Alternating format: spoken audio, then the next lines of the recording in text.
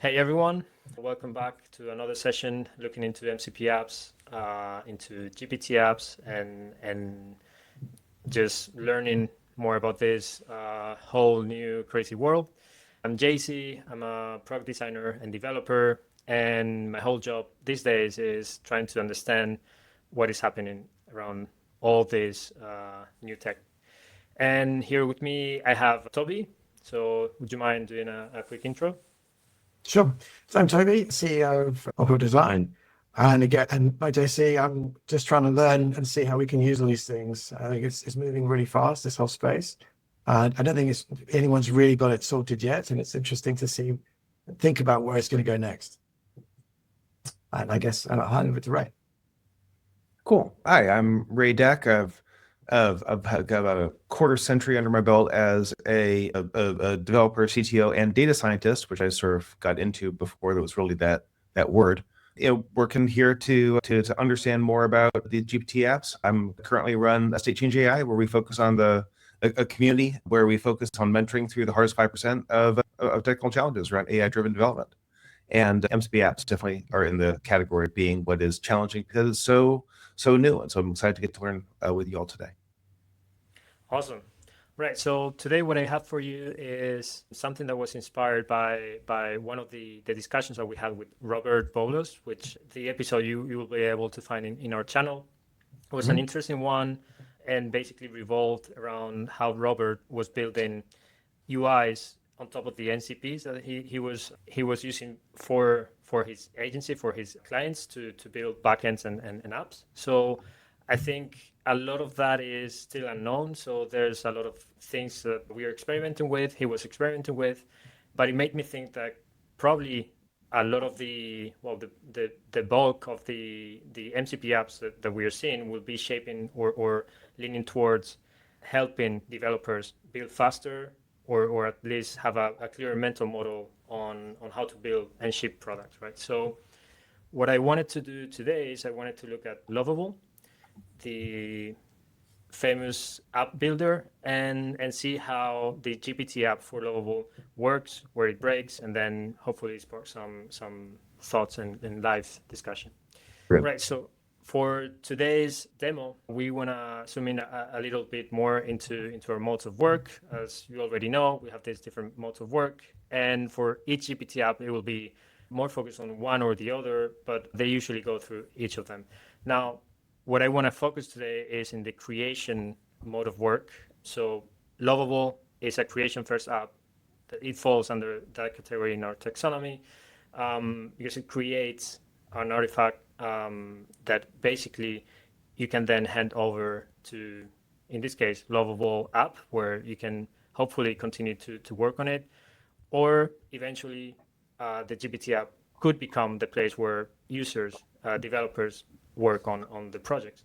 So for now, let's see if we try to just create something very simple. We're going to be a bit opinionated about what we're trying to build and how we're going to build it.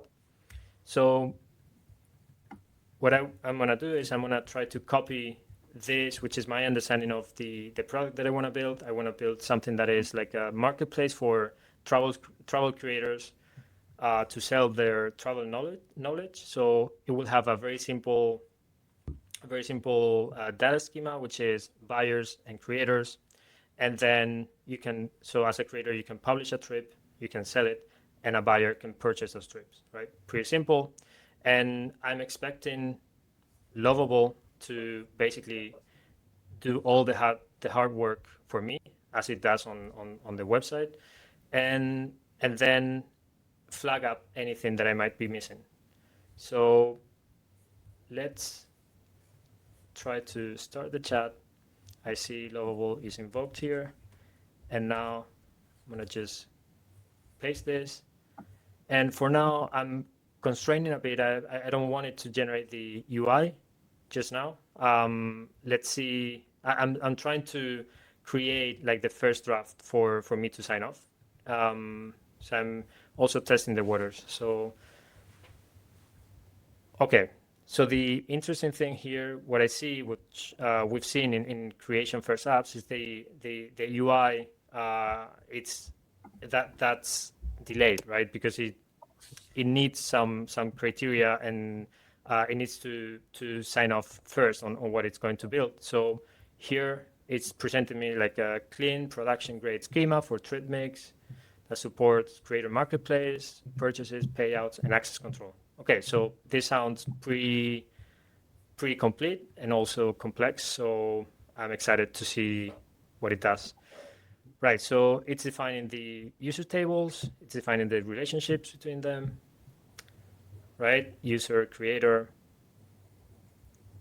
So as I'm seeing this, I'm more of a visual, well, we are as humans like visual creatures, and but I think the way I leaned into learning development was through graphical interfaces. So maybe for Toby and Ray, this is a great way to consume that information. But here, Right. I am a bit worried that I might be lost in all of this. And I'm sure Yeah. a lot of the new developers are seeing this too, and might find this a bit tricky to follow, right? So what I'm thinking is a good way to present this information would be, to me, especially if we have like separate and different tables and different relations, more complex relationships between them, I would like to see that pan out on a visual canvas. So I don't know. What do you think? Do you think this is an opportunity for this app to present the information differently in a way that we're not used to yet, or? Yeah, it's certainly, yeah. I'll tell you that it's not a matter of being, inexperienced or non-technical that makes this, sort of texty version hard to read. It's that it's just hard to read. This is it's a one-dimensional display of a multi-dimensional, a phenomenon, right? Like the relationships and what are the tables, and this is the reason why you often find these things sort of laid out in multiple boxes with like lines between them, is that using some layout metaphors can significantly lighten the cognitive load. So I think your intuition, like this would be a great opportunity for showing something visually, is spot on. Right. So there might be some, again, as we've discussed before, there might be some constraints here, maybe some cost involved that make this a conscious decision. So we'll see how this changes over time. Right. So as I'm going through this, I'm gonna kind of blindly accept and commit to this. I think this is I'm trusting that this looks pretty good. I was just thinking, it's such a good point that, like, because it's hard to read, you're in a position where I guess I guess I just got to trust it. Right. Right. I mean, that happens to me all the time when I'm using Cursor or any other IDE. I'm trusting when my brain is like has had enough. I'm like, okay, yeah, let's do that, and then we can revert or we can review. So in this case, what I see is also interesting is I did ask for user, creator, trip date, booking, payment, creator balance. So it seems like user, creator. So all the tables are there, are pretty well defined. And I can see the relationships with the other tables. All right. So it just stuck to the plan, to what I asked. It didn't try to expand on it, which is, I think it's a good way of proceeding, because I've been pretty detailed. Now I don't know what would happen if I was more, which I think is how most of the Lovable users use the tool. If I'm more on an exploratory mode, or I'm less opinionated about what I want to build, right? So then it goes to explain how the ownership and access is going to be defined, which is fine. All right. So as said, we are good with this. If you want, next we can layer hosted tour dates and deposit on top without breaking this. All right. So what I want to do is, let's build the first version of this. So at this point, I'm hoping that it will think and then produce the visual element of this. This is where when I'm all right. So that's fair. I've got one question, and so sometimes, and this is a problem I've had in the past. It's not always obvious whether it's actually going to Lovable or not. Sometimes, particularly ChatGPT has issues. It doesn't always call the tools to do things, and I'm wondering if did it say Lovable before when it did the first part? I'm wondering if they did the first part. It's in ChatGPT, and now it's calling Lovable, because I've certainly seen it in the past before. It's not always clear where the tools are being called or not, and sometimes it can get a little bit not obvious where exactly, which part's answering which question. You see what I mean? And it's a bit of so I mean the thing is, particularly where it thinks it can do it itself, it doesn't seem to mention that Lovable's doing this bit, so it could have been ChatGPT doing this part, and then only going when you started asking to build a UI, then it would say, let's use Lovable then. Because I don't think in the actual request you actually specified Lovable at all, did you? No, I didn't, and I think you're right. I think this is our good old Just ChatGPT GPT. itself. Yeah. But I do think, I am within Lovable, right? I know that's just the thing, right? Even when you specify it, sometimes if it thinks it can do it, it won't necessarily do the tool call or call the actual app. So yeah, it's one of the things that it gets a bit confusing, because sometimes you think you're asking it to use a certain service and it does it its own way. And which is one of the problems, I think. It's not clear always what's going on, because it doesn't label, hey, this content comes from this app, this content came from me. That sort of thing isn't often clear. And particularly when it's things that it thinks it can do itself, it doesn't necessarily, do the actual request until it knows it can't, and you specify, then it goes, oh, okay, in that case I'll use Lovable. So I mean, it's a question. I'm not sure I'm right. I'm just wondering if the first part wasn't actually going to Lovable, it was just ChatGPT itself, because it can do reasonably good jobs of these sorts of things anyway.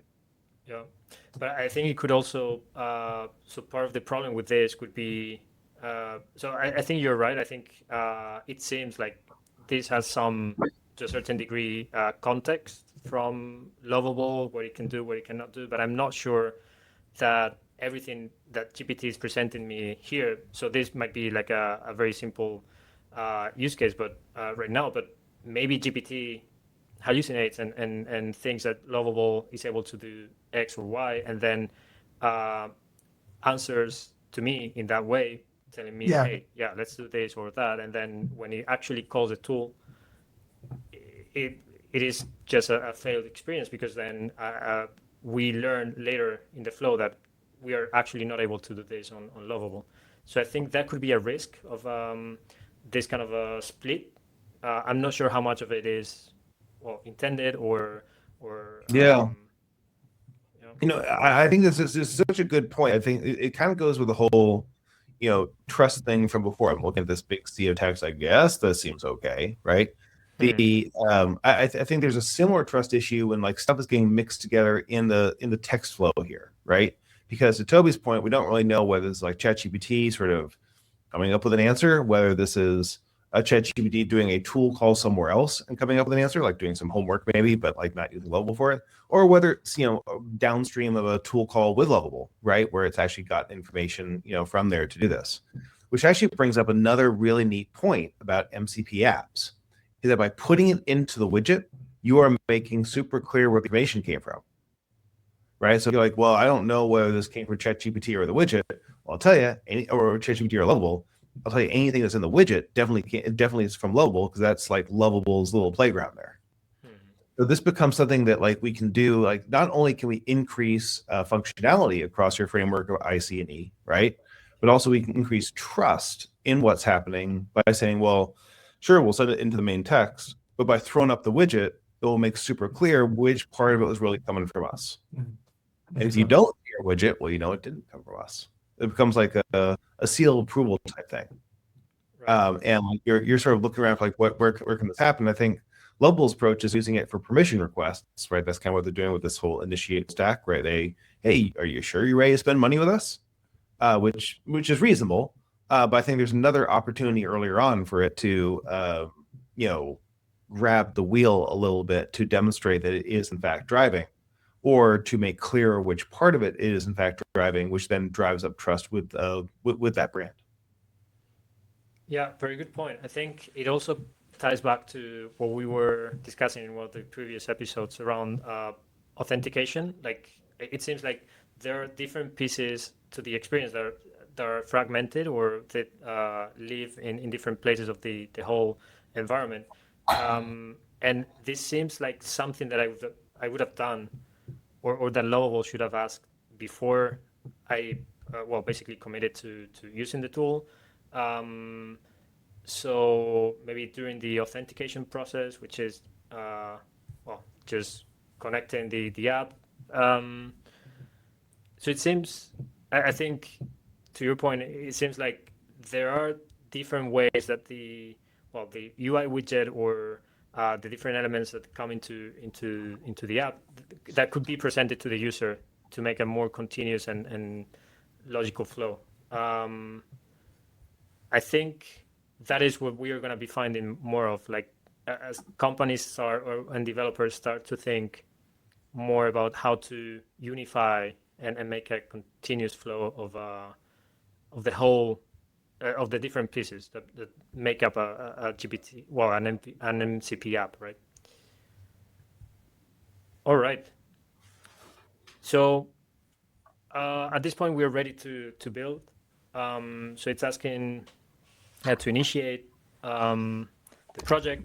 So I guess I'm good with it. Like, as I said, I had already authorized, so we can use, I'm guessing, my tokens, my plan on Lovable. So I had already done that. So I'm guessing this is for just initiating this specific project. So I'm gonna initiate. And I now see, all right, so here we see something that we love, which is, no pun intended, but which is the combination of our visual aspect with some text, right? That is giving me some context, is explaining what's happening on the screen, and it's setting expectations as well. So I'm seeing that it's generating my code base, writing all the files and folders you need. Perfect. I see immediately there's a CTA to open this in Lovable, so we can go to that in a second. And the most important thing is it's creating my website. All right, so that's what I wanted to hear or what I wanted to see. And here the explanation is telling me that it is taking care of everything, which is what I expect from Lovable GPT app, because that says one-to-one in my expectation as a user, one-to-one to the Lovable website. So what you'll see once it's ready, I will see. So here, this is setting the expectations. Again, this is where the experience could break if this is not, let's say, aligned with the actual capabilities from Lovable. Because if it is setting expectations, and we've seen this in other apps, that are not going to be met. So it's saying what you'll see once it's ready is all this, and then maybe when it's ready, I'm not able to see that. Then that's a blunder. And then, so it's telling me what to expect, and then it's telling me when the status flips to ready, you can do X, Y. So you can open it and test it, and then we can keep going. We can keep iterating, which is the good thing, and maybe one of the fortes from Lovable is that this iteration can keep going on forever, and I'm on control. I'm in control of that, right? So it's actually, and the last interesting thing here in the text, because I do think this is very rich. It is summarized or concise, but it is telling me, it is setting expectations. It is telling me what the next actions could be for me, and then it is basically instructing me that I should let it know when it's done, which I might find confusing because I would say this is something that it should know, or it should tell me when it's done. That's such a really neat point here. There's in agentic development or in agentic work in general, there is a phenomenon we call the long running task, right? Which is, of course, exactly what it sounds like. It's just a task that takes time, right? So as opposed to something that's relatively atomic, which is a task that you wait for. A lot of the way the tools work, and when you're doing an AI flow, is you have chat, you're sort of watching things stream, and then you sort of watch it freeze, right? Pause for a bit. That's because tool calls are handled atomically, and so it's waiting for that tool call to come back, and then it comes back, right? So like one of the good, particularly if you have something that's sort of exposed to users, having those tool calls go pretty quick matters, right? And so the Lovable is doing that, is saying, oh, I'm going to have this thing that's going to take a little spell to run. So instead of making a tool call where I start it, I run it, and then you continue when I'm done, I've launched it, right? And you can keep on doing things in the meantime. And the thing I would wish for here is, and like, Claude Code actually has gotten really good at this now, has the idea of what it calls backgrounded tasks and sort of pays attention to those. And that's now part of the MCP standard too. That you can be kicking off a task and then it comes back and says, hey, yeah, sure, you ran your tool call. Here's the task ID associated with it. And then, you can get notification when it's done. I don't think ChatGPT's implementation of it is that sophisticated yet, because that's a newer part of the standard that was just released in November. So what I suspect is going on here is that they kicked it off, and then it doesn't really have a game plan for how to deal with it after that, because other environments know how to deal with that, and ChatGPT just sort of doesn't. And as a result, it has a sort of weird answer, which I suspect is because the MCP server that ChatGPT is using is maybe the same MCP server that it's going to use for one of these other environments, which might know how to handle it better because it can listen to those other signals. So there's a bit of, all right, so like, ChatGPT, it is actually quite literally a skill issue, right? It's a question of like, does it have the context loaded in to tell it what to do with that information? But I think as a developer, I look at this thing, that previous box you have where it says creating your website, that's a wonderful opportunity, right? It should be showing, right, the spinner is like too understated. I want to have more that sort of, giving me a bit of a show, right, of like what's going on, that I have trust, that probably is drawing my attention to it. So if that's going to take a couple minutes, like what's going on here, right, that just took way too long. That's then encouraging me to pay attention to that, even though it's saying, hey, and there's some other stuff going on here. And then what I'd love to see on this is a button that appears at the end when it's finished with its process, which then does a tool call back into the chat, so the chat will continue. Right, so that way it becomes sort of a human in the loop, but non-blocking. Which is just tricky because it's a longer running process, and that's not something that ChatGPT was designed to deal with. I mean, in the past, the only real long running process I've dealt with in ChatGPT, and I'm curious about your gentleman's experience, is using deep research. Right, and deep research basically it just blocks the thread. Right, it says, okay, well, I'm going to go off and research now, and I'll send you notification when I'm done. In the meantime, why don't you go start another thread because this one's pretty busy. Which I don't know, maybe that's also what Lovable should do. Sort of have that idea of, this can take a little spell and, give you a notification for it. But like, I think that what you're describing is a category of problem, right? Which is the longer running process and a UX, issue that is not yet solved. And I'm curious, JC, as a UI expert, when you hear this sort of is there a pattern that sort of comes to your mind of like what would make this better for people? Because while I can describe it technically and how it's a technical challenge, as a UI matter, we're getting a little bit outside my line of country. Yeah, I think it is exactly what you said. So this is a bit understated here. And there are certain things that you can do, that you usually do especially when working with these long processes or when AI is involved, is well, you set the expectations, so that's one. And then you also, basically you communicate what's happening, which they seem to be doing to an extent, but then you also communicate how long is it going to take, or you set some kind of expectation, right? So here, this is, I don't know if it broke, or I need to do something. I'm not sure what to do or what to expect. So exactly what you said about the deep research from ChatGPT, that is, they actually nailed that, because they it's a simple progress bar, like the oldest thing, the oldest trick in the book, and it's a progress bar, and maybe it's not accurate, or maybe I don't know, but I don't care. I just see that there's a progress bar, and I know that when that progress bar is close to complete, then I can come back and look at this. But that way they solve that problem really well, in my opinion. Here they could benefit from something like this, like just a simple progress bar, or as you said, if we are making this, we are taking this to the next level.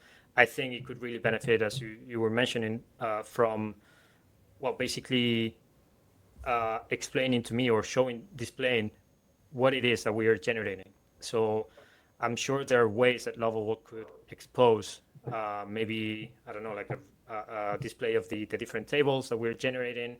So I can see them complete one by one, or maybe I'm also not sure if they are generating the UI. It seems like they are, and that's what I was expecting.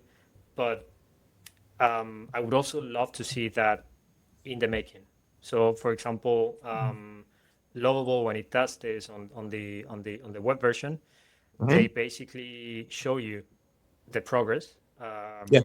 And same with, for example, WeWeb, they show you the progress as the agent is building things. So that is the kind of progress that I want to see, to be reassured that something's happening. Because the main issue here is that I don't know what's happening. Right? Yeah. And I think yeah, Toby?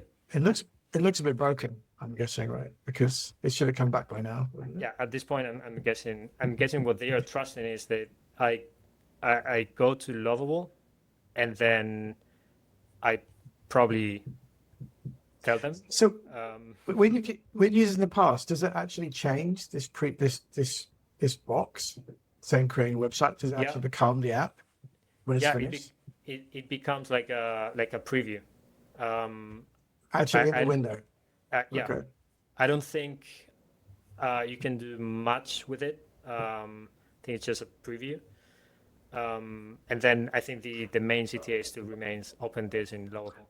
And is there much in the way of, like, you've seen? Is there much in the way of being able to adjust it from ChatGPT? Because this feels like they're not really using the purpose of ChatGPT apps here. It's just like a button or a way of creating an app, and then you go back to your own and carry on. There doesn't appear to be a way of using the composition from other apps to be able to say, "Hey, let's generate an image from Photoshop." Oh, it's done. Oh yeah, There we go. it's coming. So this is it. This is what I think it's just the preview, as in it's just an image, right? Like I cannot Okay, it's just do image. anything. You can't do it. So Right. on hover, it seems like I can click and that's it. So And yeah, it'll take so you it through just properly to it. yeah. But it feels like they're not really, it doesn't appear much in the way of connecting to other GPT apps to be able to, say, hey, change this image here. Let's get something from here. Let's get some content from over here, add it to the database. Let's adjust the schema. It's like you tell it what to build and it builds it for you. And then you have to get along with it to do anything. Is that kind of how it works? Yeah. I mean, I guess I it's think- the first version, right? Yeah, exactly. I was gonna say I think it's fair. Like they are bringing just the first experience or side of the experience to ChatGPT, which if you think about it, there's no better way for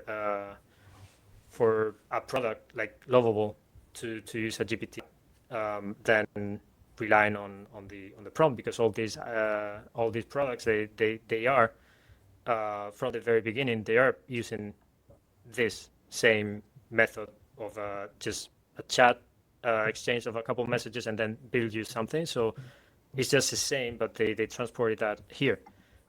But that's where it stops, and I don't think they're worried right now. It seems they're not worried about continuing the experience here.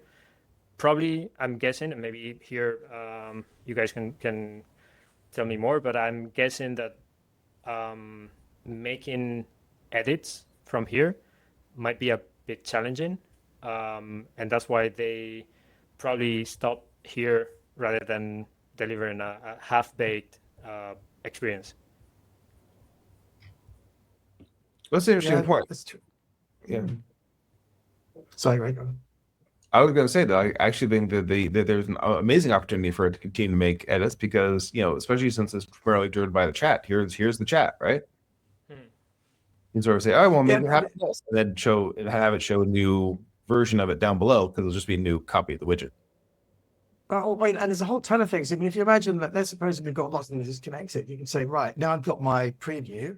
Let's connect to Cloudflare and add it to my setup DNS Yep. through my Cloudflare app. Or let's do SEO optimization of this. Let's look up Ahrefs and make sure the keywords are follow from what this app is doing. All those apps can be connected. And I think because, these are the sort of things normally you'd bundle into like an app development platform. And now we're kind of deconstructing them and allowing you to connect. You can connect them directly through ChatGPT and allow you to help you optimize things and think about different perspectives. I think to my mind, that's really where we're going to see more of people. The ones I think are going to win are the people that really open it up like that and let you drive ChatGPT into the middle of the application and then pull in whatever the optimal way of things to really, make it go crazy without having, because at the moment, every app, or historically, every app is built with functionality itself. And some of it's not best of breed, some of it's not very good or it limits you. Now you're going to go, you know what? I don't like that way that you've set up my SEO. I'm going to use this tool over here to help me do it because I think it's better. Or it's better for my use case. And I think the people that let you do that, I think have probably the ones that really get people excited because they add a lot more value. That's a very good point. Because if I look at the way I build things, I usually have GPT as a co-pilot or companion to help me get the best prompt for Lovable or Cursor or Right. any other tool. So what you're saying is it could leverage, like GPT apps or any MCP app could leverage that need by really integrating GPT and the app's capabilities seamlessly, right? So I don't need to go back and forth. I can maybe even, I don't know, I'm guessing for SEO purposes, I want to have GPT do a deep research on what keywords 100%. should I use here, right? So I can just keep doing that from here while I keep my whole context of my website here, right? And then you could say, update my website according to what the SEO keywords, the best SEO keywords, let's put that content inside it and change the content. I mean, you're making, if you think about it, you can step back and look at the overall picture of delivering that project, and say, let's not have them in separate silos. If you could have it all under one chat thread, you'd be able to do things a lot faster and more efficiently, potentially. And there might be another, as I was going through this, there is another opportunity linking back to having GPT integrate better here. I think there's a better opportunity at the very beginning where I'm just defining something very technically. So I'm not, I think Lovable really strives in the visual area, right? So I would be really interested to see how GPT could help me define a bit better the UI because to me, this is a bit underwhelming. So especially for the time it took. So I would have loved to have this sort of previous sparring of ideas to include some exploration of, okay, so how do you want and that could be GPT.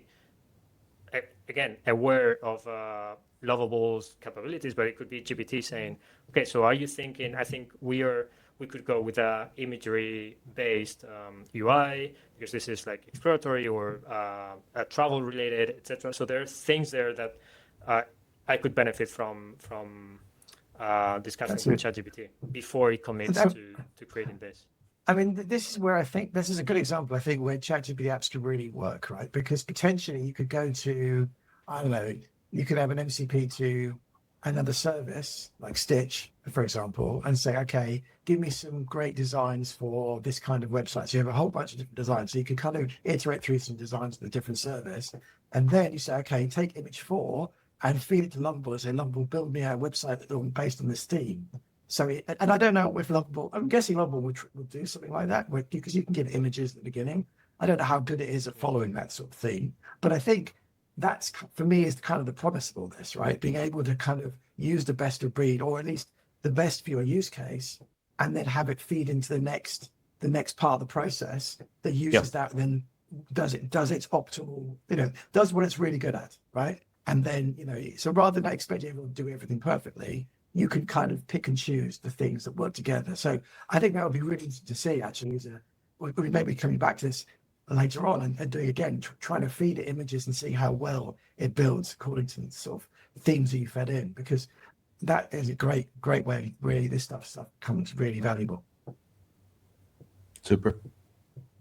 This has been fantastic. JC, maybe we should, are there any, final notes we should throw in here, or under a little bit that might be a teaser for us thinking about this for next time?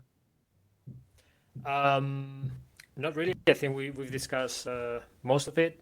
I think what we are seeing here is, again, some things that really work and some things that could be better. There's opportunity for them to be better. So if we try to think about the whole flow, I think what really works is having GPT step in and define certain things before committing. So that's something that we keep seeing in this creation first app. So there's a threshold that the app will cross, and for that to be true, it needs to gather certain information. So we're seeing that here. Again, we are saying that this could also be an opportunity for including more stuff into the mix. So I'm looking for some help in defining the style or the UI or the UX. This is a real product that I'm building. So this is not just this shouldn't be just a hi-fi representation of my idea. It should be something that works, that reflects what I'm thinking, etc. So there's something that I think it's doing right, but there's also opportunities that we're seeing. And then I think the main takeaway here is they are doing a good job at combining, and there's some thought. You can see there's some thought in defining how the UI interacts with GPT. So it is concise. It doesn't seem random. It seems like it's been defined pretty well in terms of this is the layout of what GPT will tell you. And in my testing, I've seen different variations of this, but they usually follow the same pattern. So you can see there's some thought in how the UX plays out here, along with the UI widget. Now, I think as we were saying as well, there are gaps that could be filled in the UI of the whole experience. I think there's a lot of opportunity to make this richer, to make it more informational, and also more actionable or UX friendly in many ways, from the loading and setting expectations for the user all the way until interacting with this. There's so many things that you could probably in the future do with this window here into Lovable. And I think it's all in all, it's a pretty solid foundation for a great product, and I'm really excited to see where it goes. So we'll probably do another review in a couple of weeks and see how it's changed. Yeah, and that's absolutely that's key. Like this is all the worst it will ever be, and we are getting to see this stuff in progress. People at Lovable are fantastic engineers, and we're just seeing where they are today, and that allows us to draw one point. And as we get to look at it again, we'll be able to sort of form more of a vector. We'll see where puck's going.